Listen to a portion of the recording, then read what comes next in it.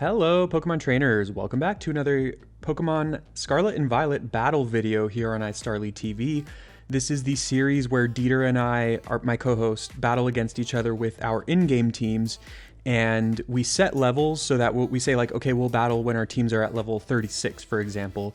And then after that, we say, okay, we'll battle again when our teams are at level 44 or whatever. So right now our teams are at level 36. We also have 3 different teams. So this is the second battle, the second teams of ours with our Pokemon at level 36. If you watched the previous one, that one was our in-game teams, and then this is like our B or C teams. And that's really just because we like a lot of the Pokemon in this game, so we wanted to try out a lot of different ones. And you know, we have our main in-game teams, but we have a lot of other Pokemon beyond those Pokemon that we want to try out. So we made 3 different teams. And I think for our next battle series, I guess you could say, when our Pokemon are going to be at level 44, we're going to have 4 teams. So it's going to take a while for us to raise all those Pokemon, but it's going to be fun because we'll have a lot of different teams to kind of play against each other. So if you're enjoying the series, let me know. This is a single battle. This is just a battle against 2 of our teams, if that makes sense.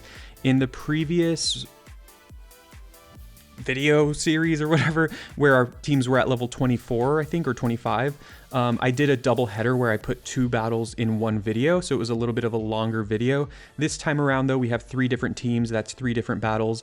I've just decided to break it up into different individual videos. So let me know if you prefer to have multiple battles in a single video, or if you prefer to just have a little bit shorter videos with just one battle in the video. So yeah, let's just get to the team preview.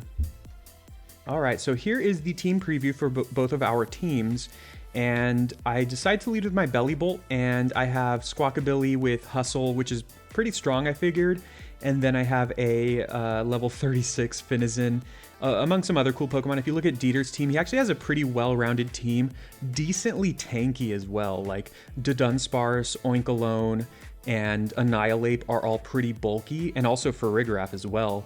And then Arctibax is a dragon type, so that makes it kind of naturally have good resistances. So if you look there at what I actually did, I wanted to lead with Bellybolt because it's decently bulky and it can kind of take hits from almost anything and just deal out powerful thunderbolts. I ended up deciding to switch things up and lead with my Finizen, as I typically do. So if you'll look here, this is why I'm leading with it. It's a shiny Finizen, which I captured using the shiny hunting picnic method, mass outbreak method. So I'll put a link here or at the end of the video to show you how to do that method to kind of easily find shinies in Pokemon Scarlet and Violet. This Finizen was one of the fastest shinies I found in this game using that method. But anyways, so obviously Finizen's really weak. And I wanted to lead with it, one, to show, well, actually, I didn't want to lead with it. I wanted it to be like one of my last Pokemon to send out, so I could kind of surprise Deiter and be like, oh, look how cool. But I decided to lead with it because it's my weakest Pokemon. And it's funny because obviously Shiny Finizen is amazing. Palafin is actually the evolved form is a really strong Pokemon. And so I kind of told myself like, okay, if I want to use this Shiny Finizen on my team, I'm like, when it evolves, it's going to be really good. And in order to kind of like initiate it into the team, I'm going to force myself to use it in this battle, even though it's really weak. Because I easily could have switched it out for a better Pokemon, and then just bring Palafin into the team when it's evolved at level 38. But anyways, I'm kind of missing what's going on here. I used a couple of dives and like acrobatics just to get damage off on his Dudunsparce. And I mean, that just did not do much of anything, and he easily kills me with a Hyper Drill and then an Earthquake. But I got some damage on his Dudunsparce, and like I said, Finizen is kind of a weak Pokemon. Here I go into Squawkabilly with Hustle and Aerial Ace, which is a really cool combo. Hustle boosts your attack stat, but also it lowers your accuracy, so of all your moves. So I thought it's really cool that this Pokemon has Aerial Ace, which is a move that never misses. And it actually didn't do as much damage as I was hoping it would. And then he gets off a ton of damage on me with his Ice Spinner. His Dudunsparce is pretty scary. It actually has like really good coverage and really good moves. Whereas the Dudunsparce I have on my other team kind of has really bad moves in comparison. So he used a lot of good TMs on his Dudunsparce. And I just took too much damage there. I really wanted my Squawkabilly to kind of like, you know, be the MVP of this battle, but it's not going to really happen here. He goes into his Bombardier, however you say it. I'm going to just say Bombardier, and I know I can't stay in. I know this Pokemon gets Rock-type moves, so I wanted to save my Squawk ability just because it is decently fast, so later on I could maybe send it in and try to get off a lot of damage on something.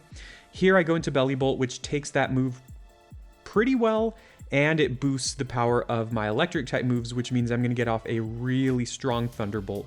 However, what I decided to do here is actually just slack off, just heal up my health, get all the way back to full. I figured he'd go into something that either resists Thunderbolt or maybe like a ground type if he has it. So I kind of thought like, okay, I'm just going to use this opportunity to just heal up, just get off some health. Even though I didn't take that much damage in the first place, but it doesn't hurt to be at full health, right? He goes into an Arctibax here, and we were chatting here because it's funny because I kind of missed when he sent it out, and looking at the color of it, I thought it was shiny, but it's actually not. I thought he had a shiny Arctibax, but for some reason, yeah, anyways. So I go for the Mud Shot here just to lower his speed. He goes for the, I think it was the Dragon Claw, I kind of missed it, and he does decent damage to me. Honestly, I think at this point, I just wanted to lower his speed, and then I was calculating it, and I was like, okay, I think Thunderbolt's just going to do more. But what I also decided to end up doing here is just going for the Slack Off again, just to kind of see. I kind of just wanted to scout what he was going to do here, and if he would have switched, that would have been perfect. I would have been back at full health. If he doesn't switch, then that's also just fine because I'm not even taking half from that. I think here I finally get him to switch out because I was spamming Slack Off, which was probably annoying him, and he figured like he wasn't going to be taking down my Belly Bolt anytime soon, so he decides to switch out into his Oinkologne, which is his shiny. You know, he's had it from the beginning of the game. He got lucky and got a shiny Lechonk. I don't know what the deal was. Was that a Thunderbolt? I should be paying attention more, but that does a lot of damage. That does a lot more damage to his Oinkologne than I was expecting. And then luckily for me, I'm able to take him out with a Thunderbolt. I know Oinkologne is decently bulky as well, so that's why I was surprised that I did so much damage, but Belly Bolt has decent special attack. So, you know, I guess it's not all that surprising, but what happens is he lowers me. He has Stomping Tantrum, which does a lot of damage, and he gets me to a very low amount of health, which is really bad in this case because Belly Bolt is pretty slow. So I figure just about anything he has left on his team is going to basically kill Belly Bolt at this point. He goes into Annihilate, which is terrifying. He named it, I think it's pronounced Angies, but I thought it was called like Angies or something like that. But either way, I'm trying to look at what I have here, look at what options I have. But one reason why Annihilate is so strong is because offensively, it's a ghost and fighting type, which together have just like perfect coverage. Like anything that resists or is immune to ghost takes super effective damage from fighting, and the opposite is also kind of true. So like they just have perfect synergy. So I just decided to stay in and die and let Belly Bolt die because it's pretty much dead at this point anyway, because like I said, most of everything else on his team is going to be faster than it, so I'm just not going to be able to get off any more damage. Here I'm just deciding what to go into to take on his Annihilate because like I said, I was scared of this Pokemon. It's pretty terrifying. I was just kind of trying to think what my best route was, I guess. And so I end up going into my Squawk ability because I should be faster than it, and I should be able to get off a super powerful Hustle boosted Aerial Ace. And he actually withdraws here, and I think he goes into his Bombardier. Yes, he does. And I don't think I do all that much damage here. And this turn is actually going to end up being, that's a decent damage. This turn is going to be pretty significant for the battle here. So I wanted to knock out this thing. Oh, the reason I'm taking long here is because I was actually checking the speed stats of both of these Pokemon to make sure I outspeed him. I was considering just terastallizing my Squawk ability and then going for like Giga Impact, or no, I think I was going to go for Facade just to get off as much damage as possible. I was debating on whether I would do that or not. I was like, maybe I go for Giga Impact, which will definitely kill him if it hits. But I just decided to terastallize and go for Facade. This is a big risk, but again, my main goal with this situation was to knock out his Bombardier. And this would basically guarantee knock out his Bombardier because Facade is stronger than Aerial Ace, and it's stab boosted and terastal boosted. So I terastallize and I miss the Facade. So yeah, that was a huge, I felt so dumb right there. But at the same time, like I said, that was a really high risk and decently high reward play because like I said, I really wanted this Bombardier gone. It's just a solid Pokemon, and I just don't have too many things that can switch into it well. But that ends up being a big mistake on my part because now I don't have a Terastal for the rest of the battle, and my Squawkabilly just was a big disappointment this battle. Like I said, I was expecting it to be really good, and it just really disappointed me. But here I actually end up getting the kill on his Bombardier anyway. I guess I should have thought this through and figured that I could knock it out without Terastalizing there. But I'm able to go, or knock it out with another Pokemon later. I end up getting the knockout with the Avalanche from my Arctibax.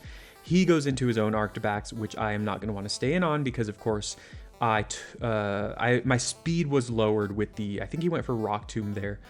So I'm at lower speed, which of course means that his Arctibax is going to outspeed me. So actually, I think I was considering, because I only have 3 Pokemon left, obviously, which is not a lot. But I end up just going into Goldango here and figuring he would go for either the Ice or more likely the Dragon type move. So I felt like this was kind of a free switch, given that I'm of course a Steel type and Goldango has decent like offensive or defensive stats as well. Here I just go for the Flash Cannon, which is going to be super effective and probably do a lot of damage to him. And if he decides to switch, it'll probably do decent damage to anything because Goldango just has a really high special attack stat. So either way, this is a real threat for him. And luckily for me, he does just stay in and I'm able to get off the Flash Cannon and knock him out pretty easily. And now I have 3 Pokemon left and Deiter only has 2. And he goes into the Annihilate. And here I was deciding what to do. I think I just decide to just straight up Shadow Ball here, because even if I don't kill him and he goes for the Ghost type move and kills me, I felt like, you know, I'm still in a decent position in this battle overall. So he actually just goes for the Earthquake there. I guess I don't know if he doesn't have Rage Fist or if he just figured Earthquake would do more damage, which I think Rage Fist does more damage if he has it because its damage gets boosted if you've taken damage, and then it's stab along with being super effective. So if he had Rage Fist there, this was actually a mistake on his part in all honesty, because that would have killed me instead of the Earthquake. So that's pretty critical here. And what that means is even though I don't think I'm going to one-hit KO this Farigiraf, I'm at the point where I have 3 Pokemon left to his 1, and I know he'll probably knock me out here, but this lets me get off a free Flash Cannon, get off as much damage on his Farigiraf as possible, and then with my final 2 Pokemon, hopefully take down this giant giraffe. He actually terastalizes here into a normal type, which ends up not really mattering too much because, you know, I guess what this can matter for is he'll have extra stab on his normal type moves, but I wonder if it's smarter to just wait in that case because my Ghost type moves are not going to touch him anyway, whether he terastalizes or not. His normal type moves are not going to touch me anyway, whether he terastalizes or not. So he should have waited, and if I have like a dark Pokemon, that would have been a good moment to terastalize because it could kind of throw me off. But anyways, it kind of ends up not mattering. I do a lot of damage with that Flash Cannon, and then I figured I go into McMuffins and I go for the Facade, which I figure will knock him out. And if it doesn't, I have 1 more Pokemon in the back to do that. So I finally win against Deiter. Deiter often beats me in these battles for some reason. I mean, I feel like our skill levels are decently even, but for some reason I just can't win. I think I try to play, I think sometimes I overthink it, and I like, sometimes I try to do these like crazy strategies that end up backfiring, or sometimes I'm like, okay, I'm just gonna have fun and just do whatever. And then he does go all the way. So like he does try. So it's just like really back and forth. And it's funny though, at the end of the day, that I rarely beat him in these battles, but I'm still having a lot of fun. And it's a lot of fun for us to both have different teams that we can throw against each other. So like I said, I finally win one here, and I get the win with a pretty scrappy team, I would say. Like, as you can tell, this is like my C tier team. I like these Pokemon a lot, but these are obviously not the Pokemon I'm going to put on my main team or anything like that. Although Shiny Palafin is very tempting. And then here we're just kind of messing around. We always do this. We just like play around in the world afterwards. It's really funny though to see each other's characters. But yeah, that was the battle here. That was the second battle of this level 36 series. So please leave a like and subscribe if you enjoyed, and if you'd like more Pokemon Scarlet and Violet content like this. I like making Pokemon Scarlet and Violet guides, but I'm also going to switch over, well, not switch over, but I'm also going to start doing a lot more battle videos like this one as well, because I'm having a lot of fun with these games, and I'm starting to build competitive teams that I can hopefully throw out there and maybe do well with. So I really enjoyed this. Hopefully you enjoyed too. Here I take out McMuffins just because it's cute and I wanted to show it off. But most importantly of all, I wanted to show off my shiny Finizen. And then it's really funny because what ends up happening is after, like, we kind of play around and, like, you know, this was late at night, so like we didn't have too much time to hang out. But at the end of the video, I actually evolved my Finizen, and then I sent a video. Look, he's trying to like kill it. He's trying to kill my shiny because he was jealous of it, and then he gets dizzy.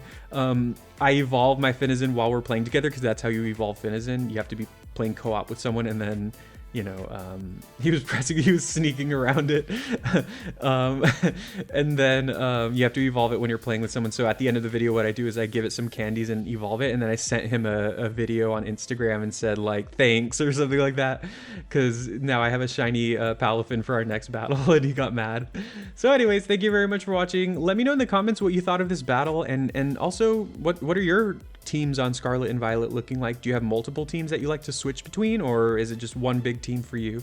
And also, and look, he's trying to kill my Finizen with his Miraidon, Miraidon. But anyways, he's like trying to jump on it.